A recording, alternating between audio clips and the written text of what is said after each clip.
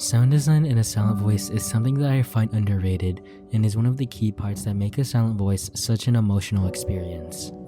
If you haven't realized already, please go watch the entirety of this movie. To me, this movie was a life-changing experience that I recommend everyone to take a journey through. Getting that out of the way, the current song playing is Rev, one track from the 61 other tracks on Japanese EBM musician and composer Kensuke Ushio's A Shape of Light album. This song spans through a minute and a half of some of the most otherworldly piano pieces I've ever listened to. This track and a large majority of others contain these sounds of a pedal. Ushio creates a sound by disassembling the upright piano and putting the microphone inside it. Throughout this song, there are these crackling noises to what I can assume is a wooden pallet raising off and on from a surface, to what I can tell is a good representation of the current state of both of our characters, Shoya and Shoko. The moment when both are bullied, we can see both Shoya and Shoko's experience. Specifically when Shoya gets bullied, to me, is something that yet he deserved but also didn't deserve. This movie is about guilt, acceptance, forgiveness, and so much more. Throughout this OST, there are still a multitude of other tracks that give off these feelings. One track in particular, ROH.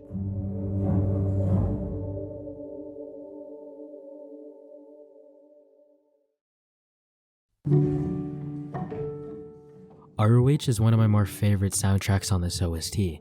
Similar to Rev, it would also be recorded inside a piano. This creates this diegetic sound that most listeners tend to hear. A ton of these tracks contain a scent of muteness to them. I would like to imply that this gives us, the watcher, an idea of what Shoko hears. It is so raw and natural, and despite it hurting, it is something so familiar. The piano, which is present throughout the serene music, contributes to the portrayal of the young Shoko's sweetness and innocence. She only recently arrived at school and is composed and compassionate. The piano can also convey a certain kind of melancholy, in this case melancholy resulting from the fact that Shoko was not yet a victim of bullying and appeared to be accepted by other classmates, as they assisted her with her classwork. The same occurring pedal sounds are present in this track. Non-musical additions to the song make this track even more impactful, making it more, raw. This soundtrack is my go-to whenever I'm feeling down or even happy. It has a way of relaxing you and slowing you down, making sure that everything you do is alright, and even if one makes a mistake, it is alright in the end.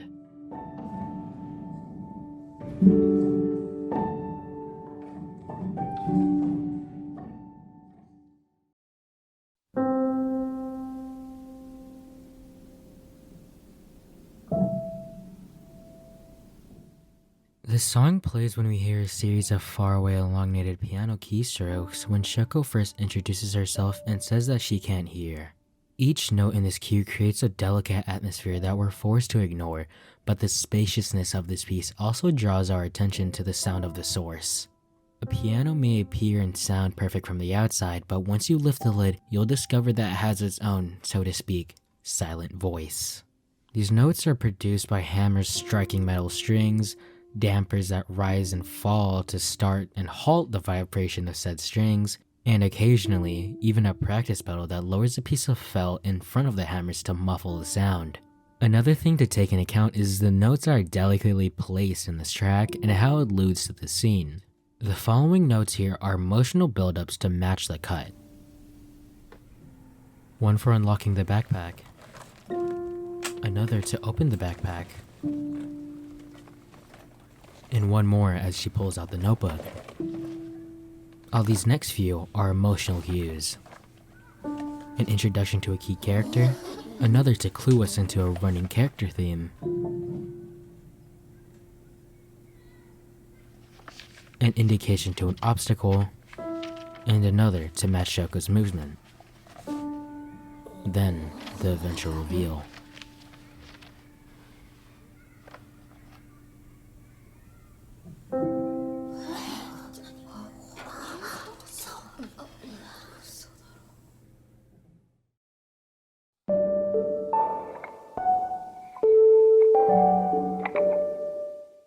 This rhythmic phrase from a silent voice keeps coming up and always manages to make you feel cozy. This common sounding resolve occurs almost always when the key is D major, usually a soft rocking G major add 9 or G major 7 going into the tonic D major triad. Without the need to add any sharps or flats to the notes from the home key, I find this kind of chordal movement to be quite relaxed in terms of harmonic motion, not too conclusive, but still comfortably in a major tonality. It produces the most memorable effect on the score, something that is bright without being happy, and gentle without being kind, when combined with the internal piano noises.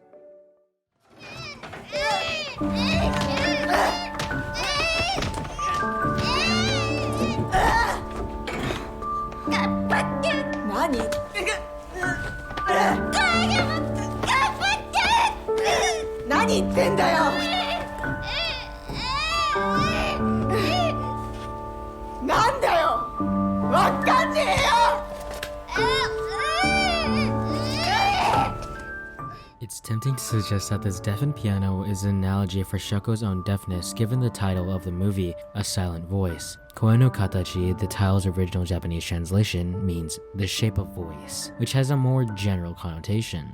These internal piano sounds emphasize sounds that we typically think of as byproducts of pure music, while also helping to define the physical shape of the instrument itself. This variation of this song is also used in a scene where Shoko and Shoya fight. It is somewhat melodically beautiful when they're angry. In all tracks, we can hear the pushes of the keys on the piano, making it so organic. Each push is so meaningful that it translates to the emotions conveyed. We could hear, basically, everything.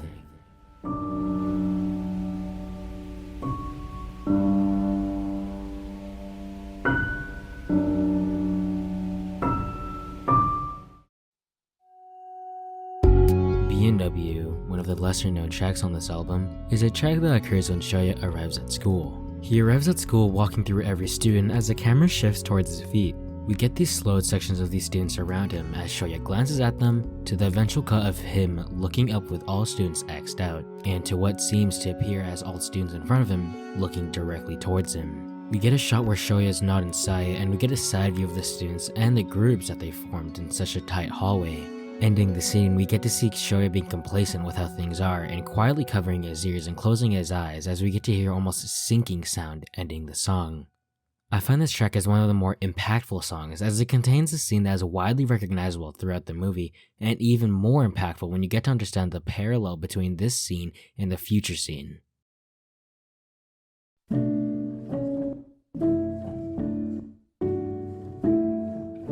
In the track Van, there are two variations of it, the original and the VAR version.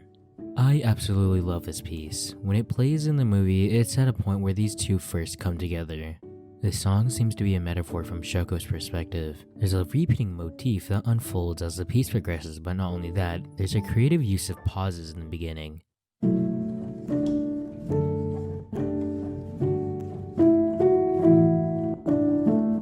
I think this is to symbolize the loss of hearing and only being able to understand certain parts of what's going on around you. The first section seems to be pieces of the second section with pauses used to skip over parts of the melody. This coincides with the melody shifting from a sad to a more melancholic tone.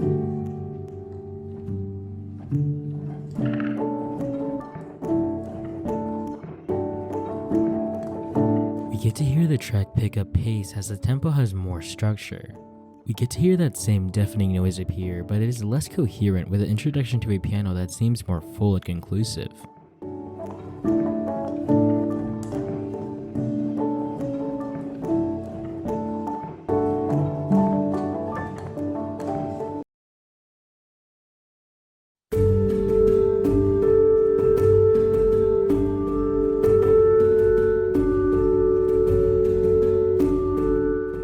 The track begins with a gentle piano melody, accompanied by atmospheric sound effects that set a reflective and contemplative tone.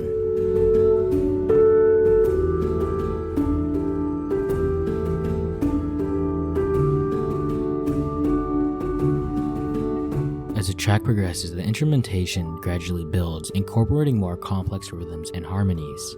I absolutely adore this track. It's something that resonates with you heavily, and it's kind of beautiful.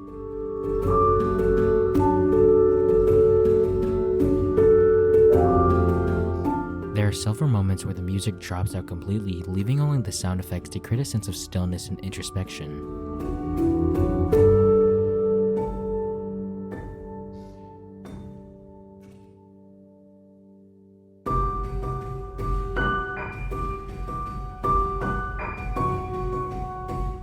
These moments are particularly effective in the movie where they provide a poignant contrast to the more intense emotional scenes.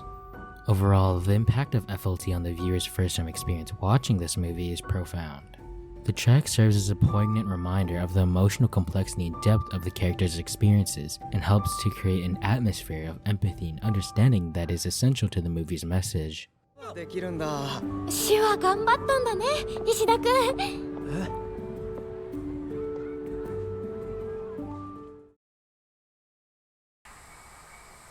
ね、私、あんたのことが嫌い。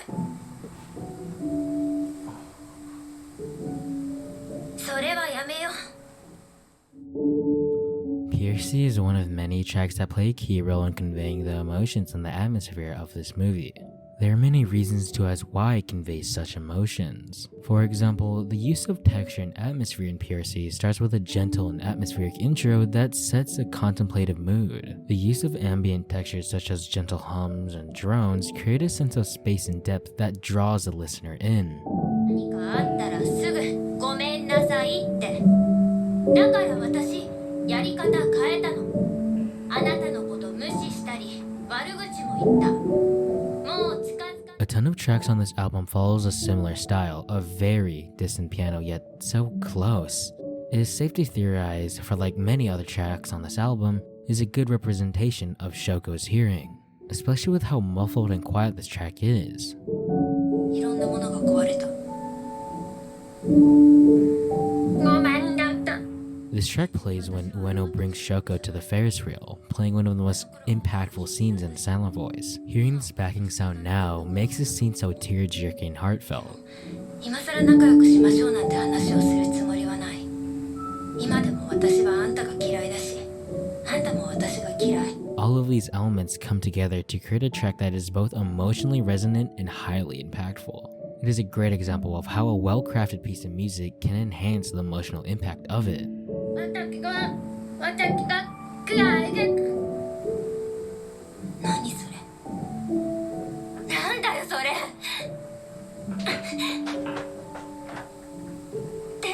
だからで、またごめんなさい。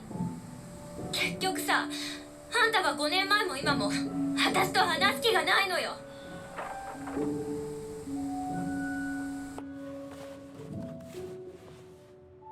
どう思う？ああ、うん。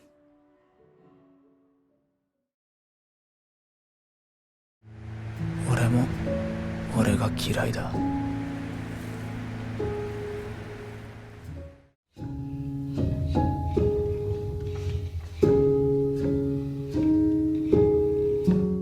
PST is so heartbreaking. This track plays when Shoya runs away from his classmates after Miki tells the truth about the bullying regarding Shoko to the whole class. This piece conveys so many profound yet subtle emotions: uncertainty, fear, sorrow, desperation, loneliness, hope, and the list goes on. There's something so sad and emotional about this track. Just like some of the aforementioned tracks, PST is so unbelievably raw. Ushio manages to include every single detail and sound into this one track and the other tracks in this OST. Ushio manages to include every single small detail and sound into this one track, and the sudden pauses in this track elevates these emotions.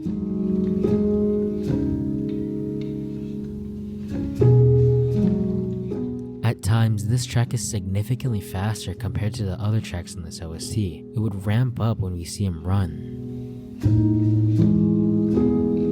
This track is longing for something. The breathing coming from Ushio comes in here and there throughout these tracks, but especially in PST, it is so audibly there you cannot ignore it.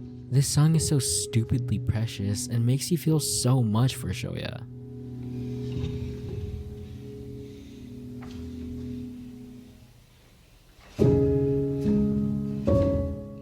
A brilliant representation of the loneliness Shoya felt despite the loneliness feeling so distant.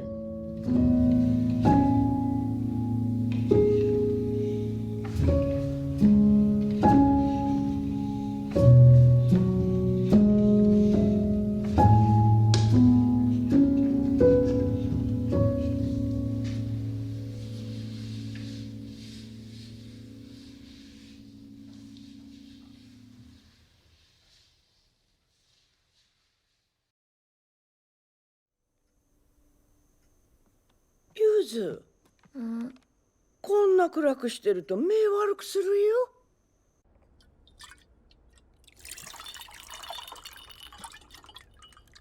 さあ。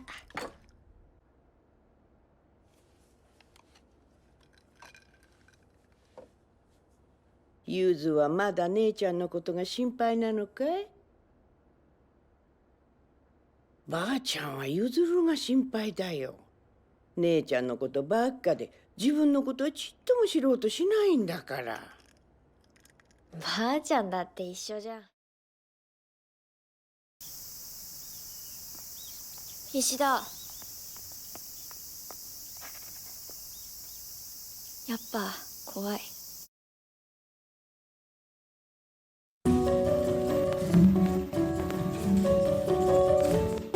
One of the most immersive tracks in anime ever, BTF plays during the funeral scene where Shoko's grandmother, Ito Nishimiya, passes away.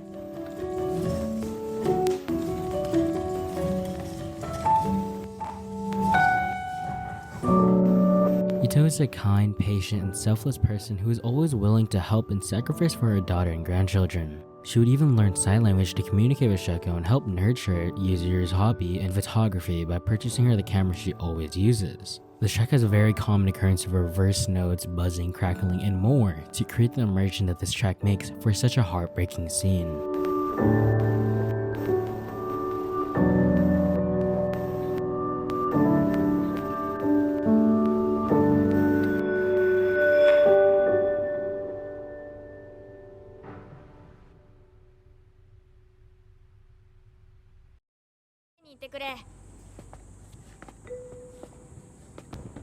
The last song I want to talk about on this OST would be FRC, or Fractal.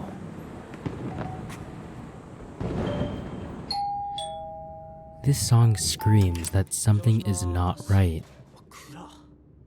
The way it just starts off calm and then when you don't realize it, picks up with a continuous pace, getting more intense as you realize what is really happening. You never really realize it until it picks up pace gradually. Who would have thought a xylophone can define such a scene? When Shoko was a child, around the time her mother was being pressured by the divorce with her father, Shoko didn't know she couldn't hear. She would hear her kitty's xylophone, not knowing why the sounds were so distant, and kept at it, eventually banging them to hear the notes. I find that the song reflects that, the beat pacing quicker and louder as emotions rage ablaze. This song represents a panic attack. It starts off like it's nothing, then it gets scarier and scarier. You start to sweat and you feel like everything is staring at you. You want to run from everything and everyone. You feel sick. You feel like you're dying. Everything just gets more scary.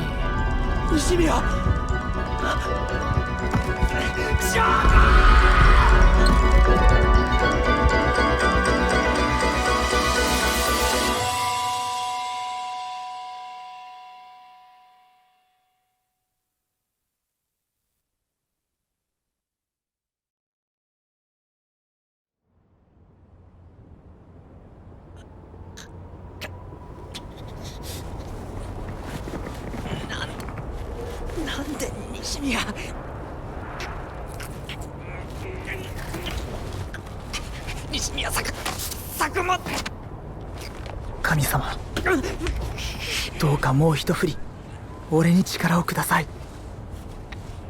もう嫌なことから逃げたりしません。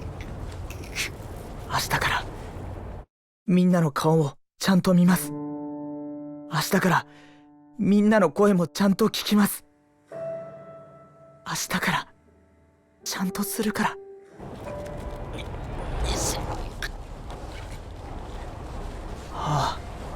あの時つけた傷、俺ちゃんと謝ったっけ？ごめんな西宮。まだ怒ってる？しまったな。西宮に俺のことどう思ってるのか聞いとけばよかった。ちなみに西宮、俺はさ、ちょう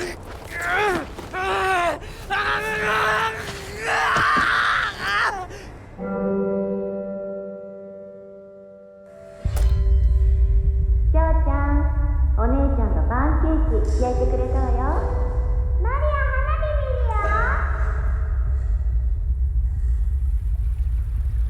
るよ。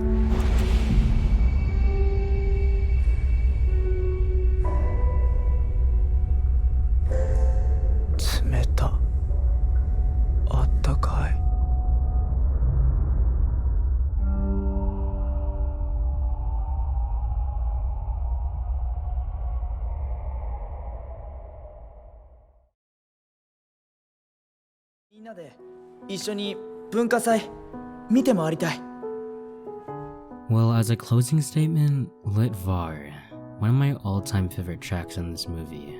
We hear this song play when Shoya walks down the festival full of students. A similar setting as we can see the same X's appear on all of them and an overall similar vibe to the aforementioned BNW. But this time, Shoya has changed. We see him glance around and eventually take his hands off his ears as we get to hear the crowds of students' voices come in. He glances around more, and as he takes his hands off more and looks up, we get to hear the first X's drop and the eventual drop of the song, where we get this beauty of a scene accompanied by this almost deafening hum. Ushio said in an interview upright pianos could produce noises from nails clicking on keys, a hammer clunking by pressing keys, a felt part on a soft pedal when it's pressed down, and a soundboard creaking as strings echo. I was hoping to capture and record the sound as a whole, including noises, not just musical tones. This singular statement makes up why a Silent Voices OST is so impactful.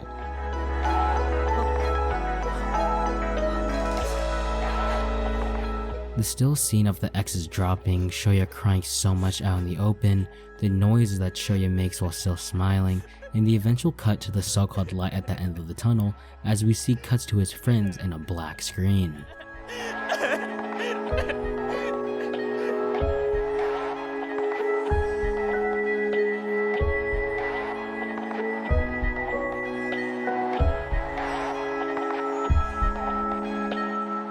The only thing we can hear is his heartbeat, and the eventual slow part of the song where we see Shoko smiling.